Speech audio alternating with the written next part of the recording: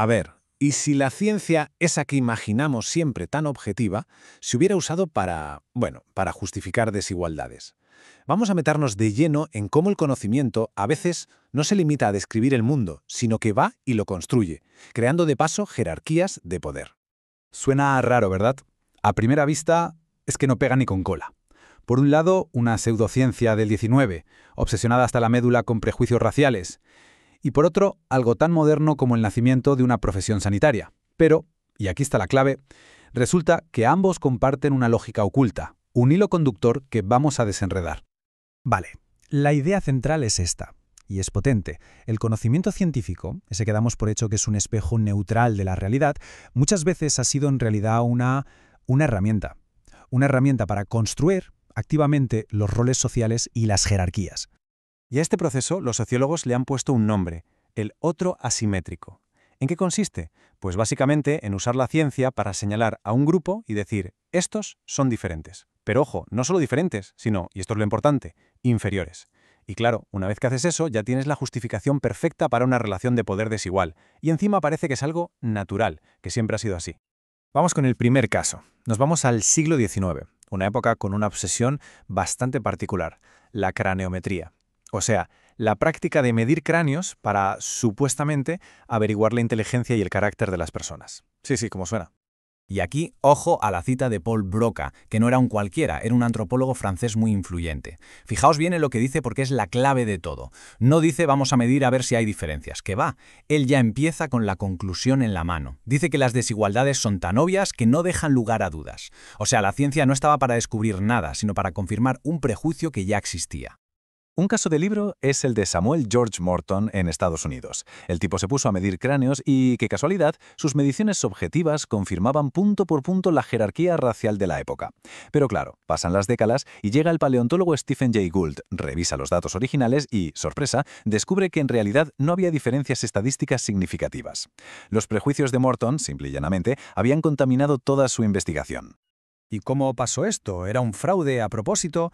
Pues Gould descubrió que no era tan simple. Lo llamó una acomodación inconsciente. Eran pequeños sesgos, casi imperceptibles.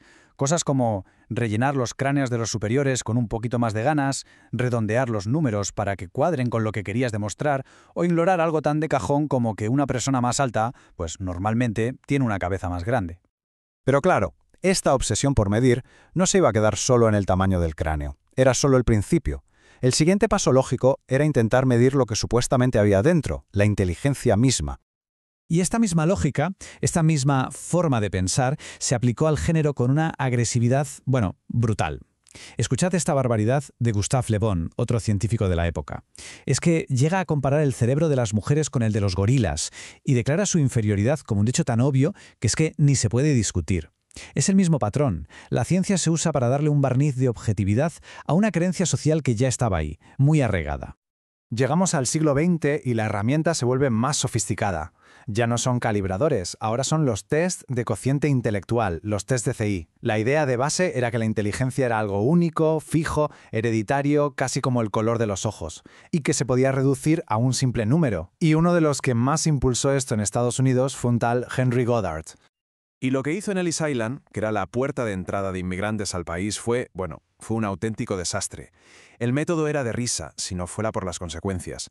Primero, sus ayudantes seleccionaban a ojo a los que parecían deficientes mentales, así, tal cual. Luego a esa gente, que estaba muerta de miedo, agotada del viaje y no hablaba ni una palabra de inglés, les pasaban un test lleno de sesgos culturales. El resultado, un diagnóstico masivo que tachaba a la gente de débil mental, con consecuencias terribles, claro. Se impidió la entrada a miles de personas y se reforzaron todos los estereotipos xenófobos imaginables. Pero, y esto es muy interesante, esta lógica no solo sirvió para excluir a gente, también se usó para lo contrario, para incluir a ciertos grupos, pero eso sí, de una forma totalmente subordinada. Y para ver cómo funciona esto, damos un salto en el tiempo y en el espacio. Nos vamos a la Argentina de los años 30, justo cuando estaban haciendo una nueva profesión. Aquí la ciencia que se usó fue la de la nutrición, que era algo muy nuevo, y se usó para diseñar desde cero una profesión, la de dietista. Pero fijaos en el diseño, porque tiene miga. Se creó una estructura de dos niveles. Por un lado, el médico dietólogo, que era un hombre. Su trabajo, diagnosticar y prescribir. Y por otro, la dietista, que era una mujer. Su trabajo, ejecutar lo que el médico ordenaba. Vamos, que el rol de él era dominante y el de ella totalmente subordinado. Estaba diseñado así desde el principio. Y no es una interpretación, ¿eh? El propio fundador de la escuela de dietistas, el doctor Pedro Escudero, lo dejó más claro que el agua. Fijaos en la cita. Dice que, a pesar de que los estudios eran profundos, el eje de la profesión era la cocina, el rincón del hogar. Más claro imposible. La profesión se diseñó explícitamente para que encajara como un guante en el rol doméstico tradicional de la mujer. Y esto, claro, no fue casualidad, no fue un accidente. De hecho, la sociología nos da un marco teórico para entender perfectamente cómo una profesión puede, de forma deliberada, controlar a otra para mantenerla siempre en un segundo plano. El concepto clave se llama estrategia de demarcación, y es muy astuto. Aquí, la profesión dominante, en este caso los médicos, no es que excluya a las mujeres, al contrario, las incluye, pero las incluye de una forma muy controlada. Crean para ellas una profesión subordinada con un campo de acción tan limitado, tan acotado, que nunca, jamás, pueda suponer un desafío a su propia autoridad. Esta estrategia se aplicó en 4 niveles, como un plan perfecto. Primero, los médicos controlaban todo el conocimiento técnico. Eran ellos los que lo descubrían, lo aprobaban y lo enseñaban. Segundo, el trabajo de las dietistas se definió como puramente auxiliar, solo para ayudar. Tercero, se dejó clarísimo que ellas solo podían trabajar por orden de un médico. Y cuarto, y muy importante, se aseguraron de que la profesión desde su nacimiento tuviera menos prestigio social que la de médico. Vale, entonces volvemos a la pregunta del principio. ¿Qué demonios tienen que ver estos dos casos, la medición de cráneos del siglo XIX y la creación de la profesión de dietista en los años 30? Parecen mundos distintos. Pues el hilo conductor es exactamente el mismo, es la misma lógica. En los dos casos se usó la autoridad de la ciencia y de la pericia para dar validez a todo. En los dos se partió de prejuicios que ya existían sobre la jerarquía social, ya fuera por raza o por género, y en los dos se creó ese otro asimétrico, un grupo definido como naturalmente inferior o subordinado.